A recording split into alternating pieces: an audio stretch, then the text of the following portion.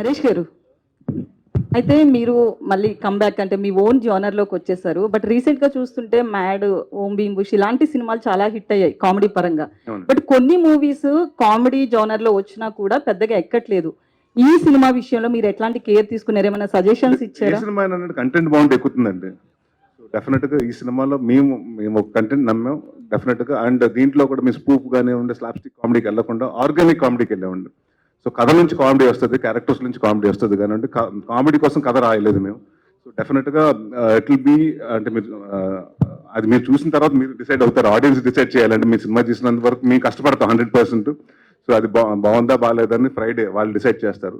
So but we are very positive అండి. అంటే తెలిసిపోతుంది కదా, ఒక సినిమా చేసిన తర్వాత మనకు ఫీలింగ్ తెలిసిపోతుంది కదండి. సో వీఆర్ అంటే everything looks positive as of now.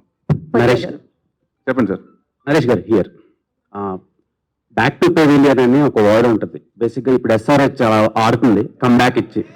So ఒక టైంలో ఏ సినిమాలు ఆడకపోయినా బాగోపోయినా నరేష్ సినిమా రిలీజ్ అయితే అబ్బా సాయిరామ్ అనిపించేది. వెళ్ళి చూసుకోవడానికి కంఫర్ట్ ఇచ్చేవారు. మేము కొనే టికెట్కి వర్త్ చూపించేవారు కొన్ని సంవత్సరాల క్రితం వరకు. అంటే ఇప్పుడు ఎక్స్పెరిమెంటల్ ఫిలిమ్స్ చేస్తున్నారు మీరు.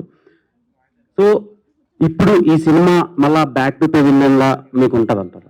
బ్యాక్ టు పెవిలియన్ అని కాదండి, మళ్ళీ అంటే నేను రాజీవ్ గారి దగ్గరకు వచ్చినప్పుడు ఇట్స్ ప్రొడ్యూసర్ చాయిస్ అండి. నేను రాజీవ్ గారు ఫస్ట్ టైం కలిసినప్పుడు ఎలాంటి సినిమా చేద్దాం అనుకుంటున్నారంటే, నేను మీతోటి కామెడీ ఫుల్ లెంత్ కామెడీ అంటూ బెండప్ పరో కితకతలు అలాంటి సినిమా ఒకటి ఎక్స్పెక్ట్ చేస్తున్నానని చెప్పారు.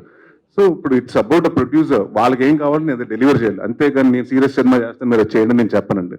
సో అలాగే కథ కుదరాలండి. సో నేను నాంది తర్వాత చాలా కథలు విన్నానండి, మన ఉగ్రం తర్వాత నాసామి రంగ తర్వాత కూడా విన్నాను.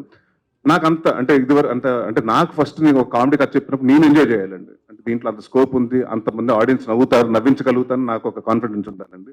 సో అలాంటి పెద్ద రాలేదు. బట్ ఈ కథ విన్నప్పుడు డెఫినెట్గా చాలా మంచి మీనింగ్ఫుల్ మెసేజెస్ ఉన్నాయి, మెసేజ్ చెప్పొచ్చు. అండ్ పెళ్లి కాని అనేది ఇట్స్ నాట్ లైక్ మన ఒక తెలుగు ప్రాబ్లమే కదండి, తెలుగు స్టేట్స్ ప్రాబ్లమే కదండి, కన్యాకుమారి నుంచి కాశ్మీర్ వరకు అందరికి అదే ప్రాబ్లం ఉంది. సో అందరికి అపీల్ అవుతుందని ఈ సినిమా చేయడం జరిగిందండి. అండ్ ఆడియన్స్ అడగమన్న క్వశ్చన్ ఒకటి, ఇప్పుడు చాలా రీ రిలీజ్ సినిమాలు వస్తున్నాయి. ఇఫ్ రీ రిలీజ్ చేయాలనుకుంటే మీ సినిమాల్లో ఏ సినిమా చేస్తారు? నేను ఆడియన్స్కి ఏదైతే ఇష్టమో ఆ సినిమా చేస్తానండి. కితకితల సో కితకితలు రిలీజ్ అందా చూడండి, ఆడియన్స్ కితకితలు అన్నారు కాబట్టి ప్లాన్.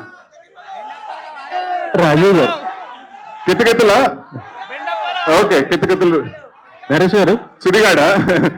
నరేష్ గారు మీ అందరికీ కొత్తగా ఇంకోటి చెప్తున్నాను, probably I started writing Sudigadu 2. Next year probably Sudigadu 2. Naresh గారు